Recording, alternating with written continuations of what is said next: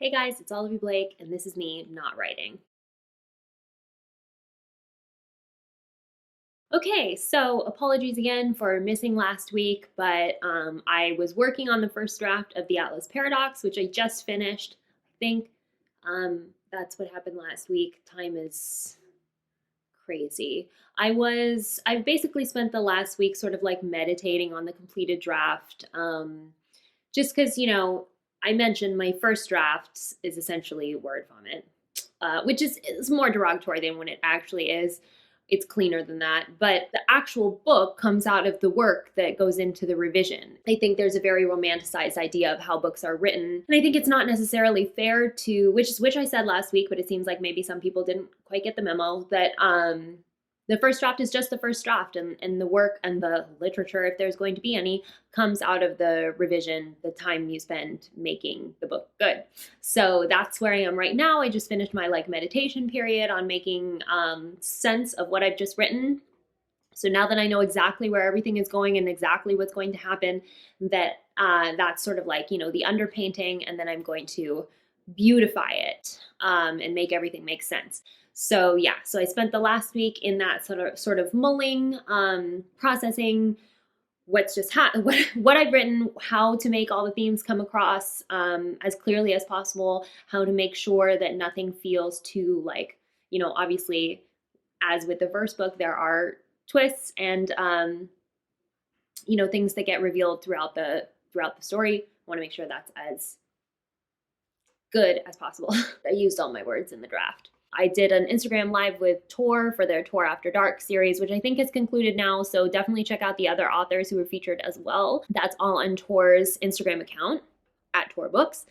Also, last Saturday was Little Hora's birthday. So please, if you did not say happy birthday to her and you've got a spare second, go tell her how amazing she is, because she can't hear it enough. Certainly not. I try my hardest, but that's still just me. Blending this conversation of Little Kimura and the Atlas 6. So the Tor edition of the Atlas 6 that comes out in March does have brand new illustrations by Little Kimura. I don't know if I have emphasized that or not. I've lost track. But they're amazing. I've seen them. They're incredible. They're really different. The style is really different. She's evolved as have I think, since the book has come out. So yeah, it's really, really, really interesting. Really, really cool. The audiobook. Lots of people are asking me about the audiobook, which comes out the same day as the Tor hardcover edition. And it's really cool. I actually got to be part of the audition process, and I'm really excited to tell you that it's an ensemble cast, so each of the narrators has a voice, and it's it was a really, really cool experience. I think it's going to be an amazing audiobook. To be totally truthful with you, I'm not an audiobook person. I don't really like podcasts. It's really hard for me to sit and not it's hard for me to sit and focus when things are being read to me. I sort of prefer the sound of the inside of my own head, but I think this is going to be really cool, and I'm really excited for you to hear these voice actors. They're really talented. So yeah.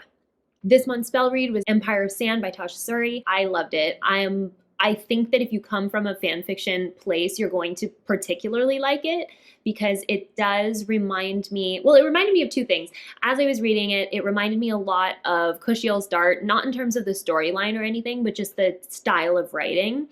And then I noticed that in the sort of, my copy had like an interview at the end, and it included some of Tasha Suri's influences, one of which was Jacqueline Carey, who wrote Kushiel's Dart, and I was like, haha, called it. But the other thing I would say is that it reminded me a lot of some of the various Voldemort wins AUs that I've read. It's one of those things where it reads like fan fiction in the sense that it's very character driven, and the way that the relationship gets fleshed out. It's, like I said, it's a marriage of convenience, but there's no consent issues. It's I would say that one of the main themes of the novel is choice. So yeah.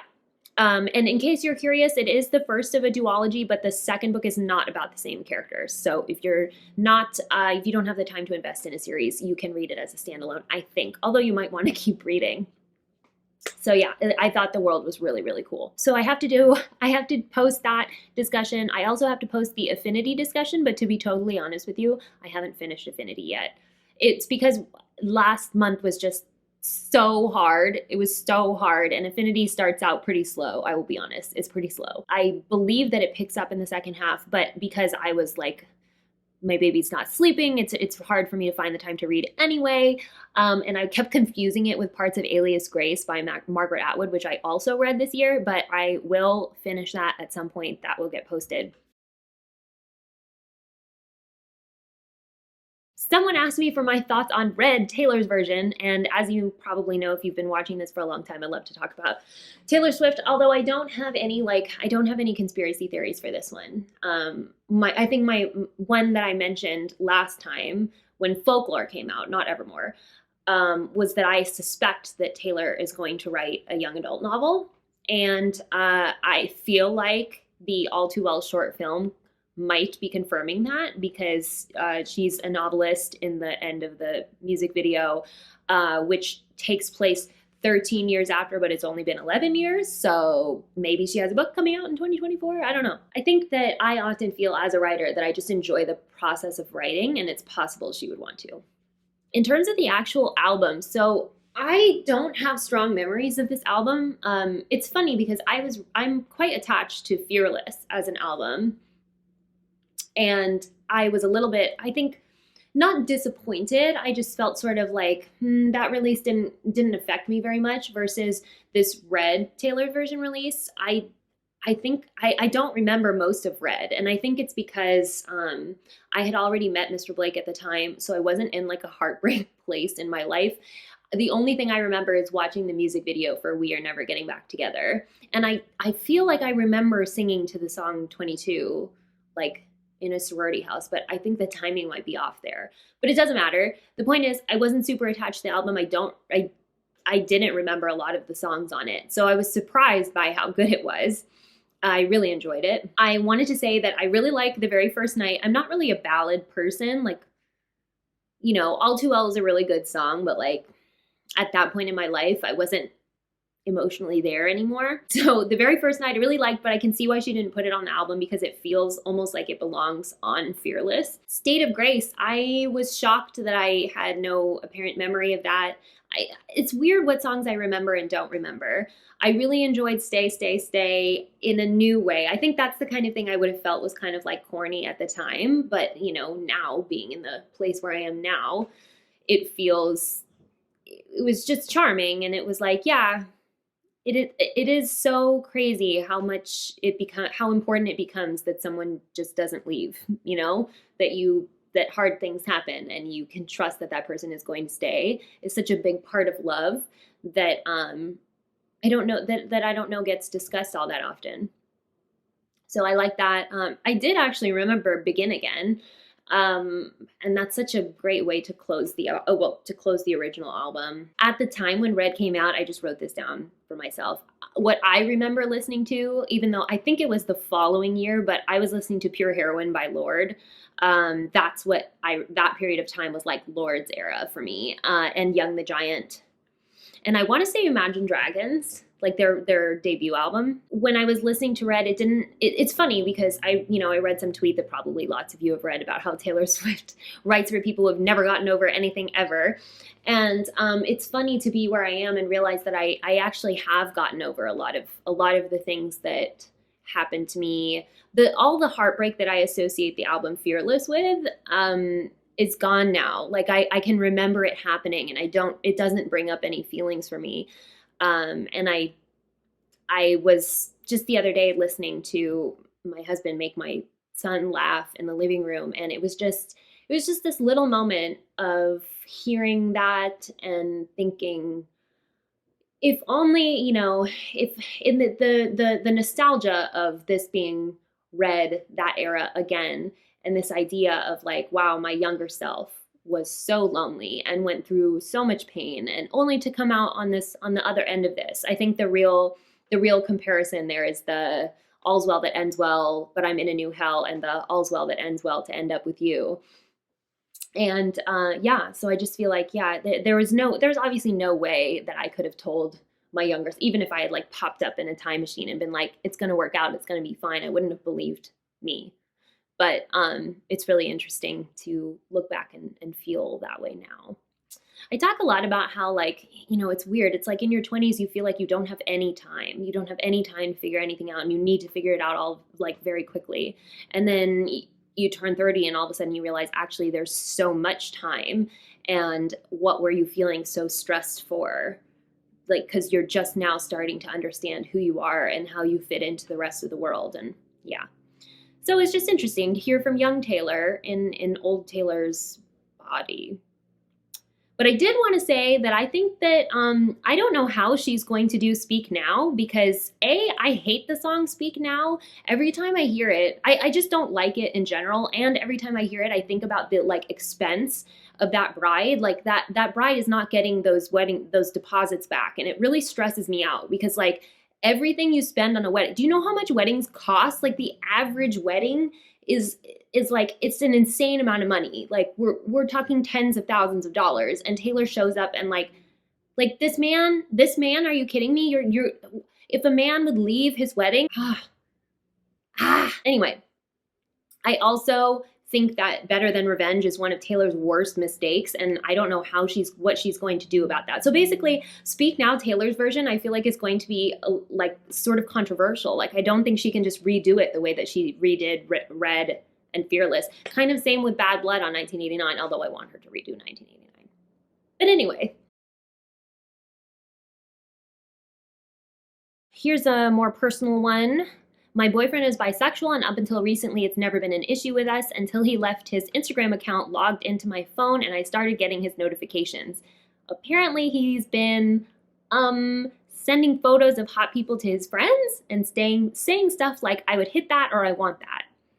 I always thought that the idea that you can be attracted to only your partner is stupid. I find other people attractive, and I know he finds other people attractive as well, which I've never minded. He's even mentioned it to me at times, like she's hot or he's cute. But saying that you want to fuck someone else is just going a little too overboard. I don't know if I'm just being an insecure bitch about this, but it's been bothering me so much. So one of the first things I responded to, so, because I missed this when I missed last week. One of the things I clarified was that it's not like his sexuality is not technically at issue. And this asker clarified for me that the reason that it's at issue is because he hasn't actually been with a guy before. He just knows that so we're talking about desire basically, and security in the relationship. And I think that where this has gotten challenging for the asker is that they're female, they're with someone who is attracted to both genders but hasn't actually been with the same gender. And so it seems like they're questioning their relationship. And so to the asker, hello asker. You have to have a conversation about this. And the reason that I wanted to talk to you about it is because I think that there's no right way for this conversation to go, and there's no easy way for this conversation to go. And I do want to clarify that not all fights have to be productive. You don't always have to come away with some sort of conclusion. Sometimes, it's just about expressing an emotion, and sometimes it just matters to be heard. But I think in this case, before you bring this up to your boyfriend, if you haven't already, you probably want to think about what you want out of the conversation. Because I think, it does seem to me like your issue is so you're feeling insecure about the way that he's expressing his desire for potentially other people. I don't know how real, I don't know if these are like influencers or actual people that he's sending to his friends. But obviously he's doing this privately. He's maybe not necessarily acting on it. So you can see how this might raise some defensiveness in him, where he might say like, well, you weren't supposed to know about that and I wasn't doing anything wrong. I was just talking to my friends about it. So you can kind of sense where this, if it turned into an argument, might escalate beyond what you mean to say. So I think it's probably best to consider before you bring this up, what would you need to hear from him or see him do, or what reaction do you want from him that would make you feel better about the relationship?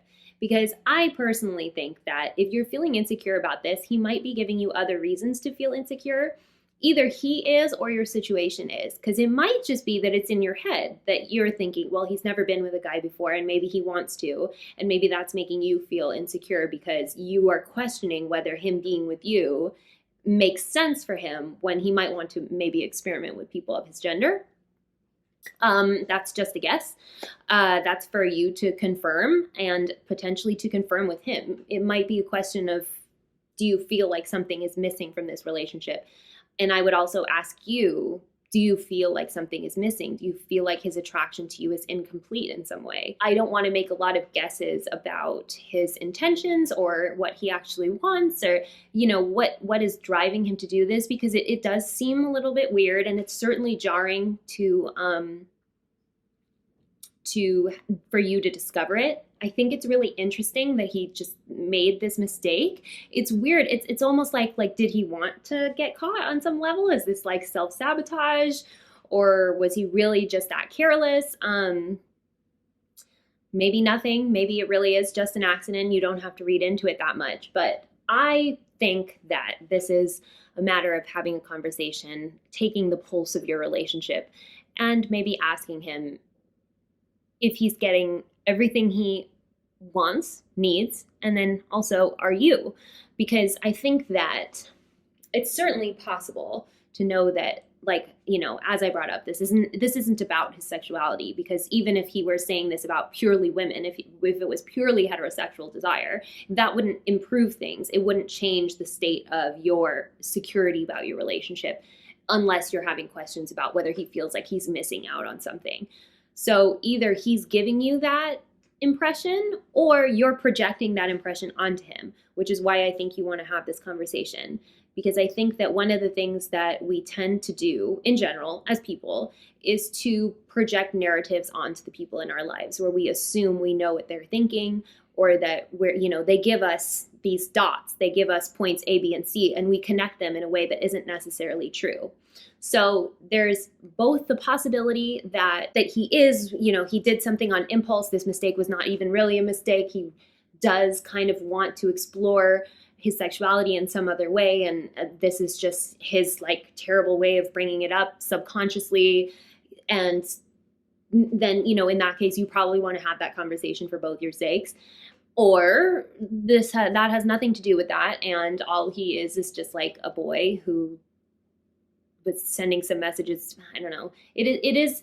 I think for me, I would feel like it was a little bit disrespectful, but it's hard to say that about something that was intended to be private. I don't know what the extent of those messages were. So if it's about you, maybe, wanting to read the room of your relationship to check in and say, are we okay? I think that that's fair, and that might help you to feel more secure, or to build a conversation around what is lacking in your security. If you're worried that he's thinking that he's missing out because he's with you and not experimenting with other people, that's something that's worth bringing up, because I think that either he's going to agree with you or he's going to disagree with you, and hopefully there's a way that you will trust what he tells you. I think that your trust in your relationship is being tested right now. And so you might want to figure out what would make you feel better. What are you looking for to make you feel secure? Is it something that you need to do? Is it something that you need to come to terms with? Or is it something that he needs to show you? There's boxes all around here because we are moving, so it's another stressful time. But yeah, I should be back next week. Anyway, this has been me, Olivie Blake, not writing, and I'll see you next week.